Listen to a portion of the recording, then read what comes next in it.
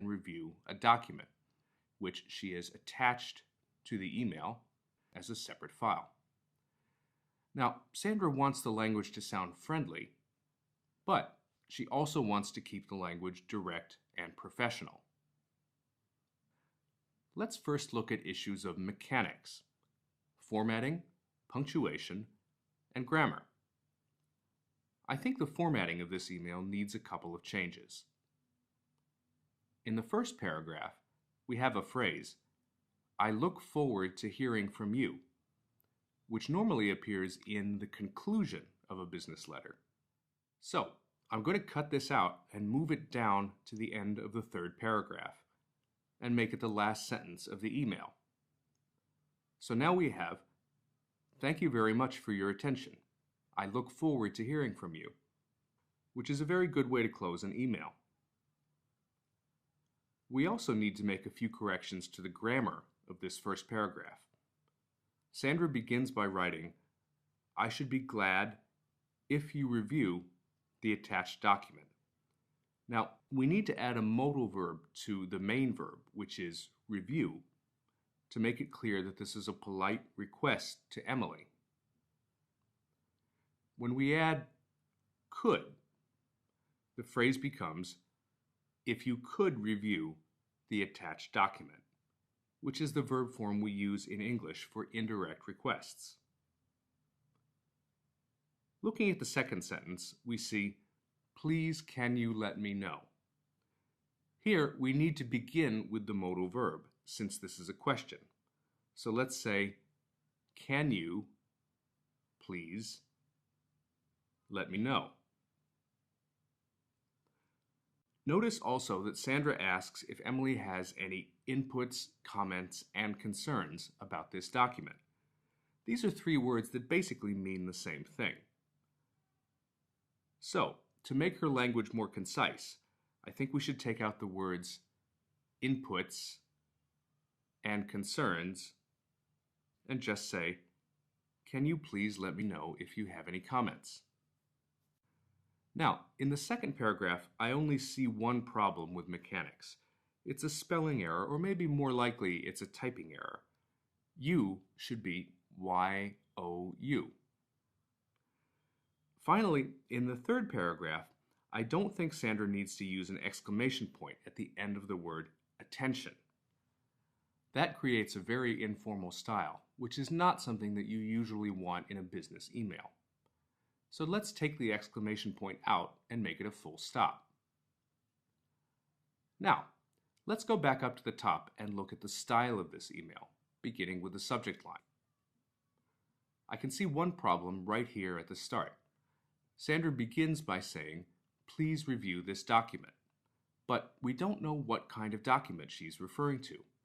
Is it a report? Is it a memo to other staff members? We really have no idea. But unfortunately, we can't fix that because the information is missing from the email.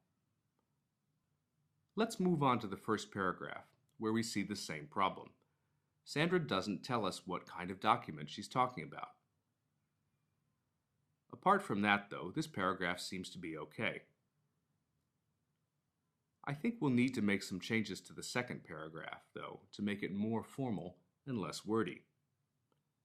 Sandra writes, "I will deem that you are okay with the content of the attached document."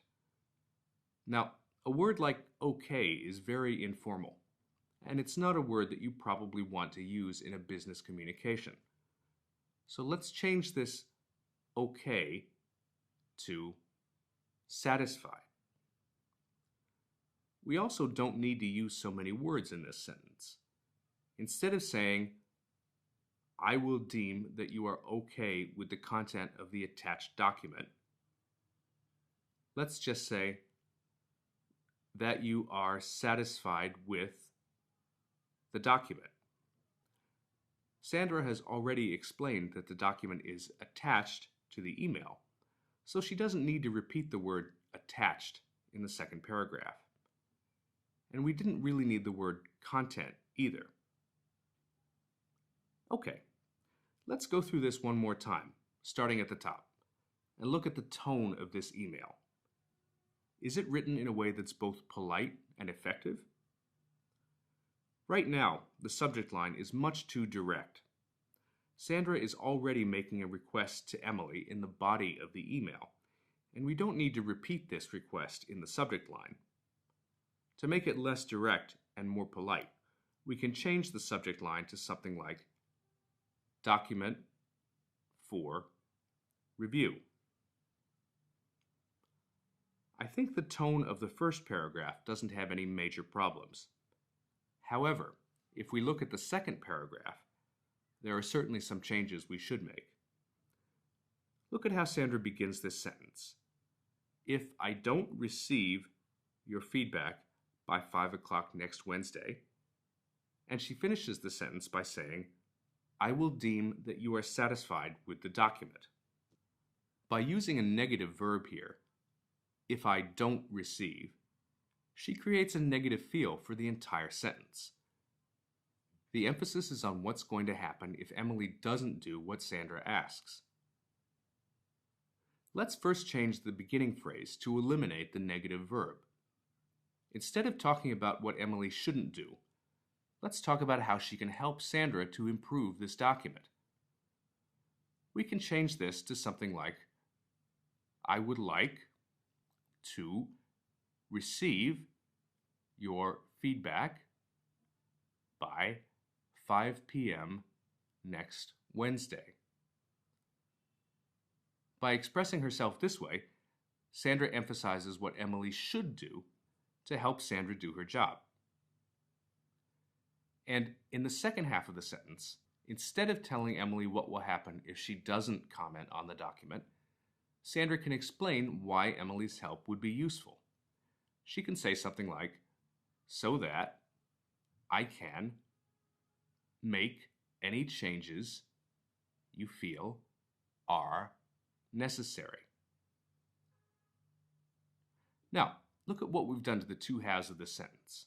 The first phrase, I would like to receive your feedback by 5 p.m. next Wednesday, uses a modal verb, would, to make an indirect request to Emily. And the second phrase, so that I can make any changes you feel are necessary, explains why she's making the request and how Emily can help her do her job. Okay, the third paragraph looks pretty good since we've already made some changes. Let's take a look at the closing salutation. Yours sincerely is a little bit formal, and it's not something that you'd normally use in a letter to a colleague. Let's change it to something more friendly and concise, like regards. All right, I think we've made all the changes we need to this email. It now reads more professionally, more clearly, and more courteously as well. So let's hit send and get this email out. Learning point, asking for comments or a review. Here are some phrases you can use to ask colleagues for suggestions or feedback on a document you've prepared. I'd be grateful for any comments or suggestions you might have. I'd like to get some feedback on the report before we send it out. Please let me know if you'd like to propose any changes.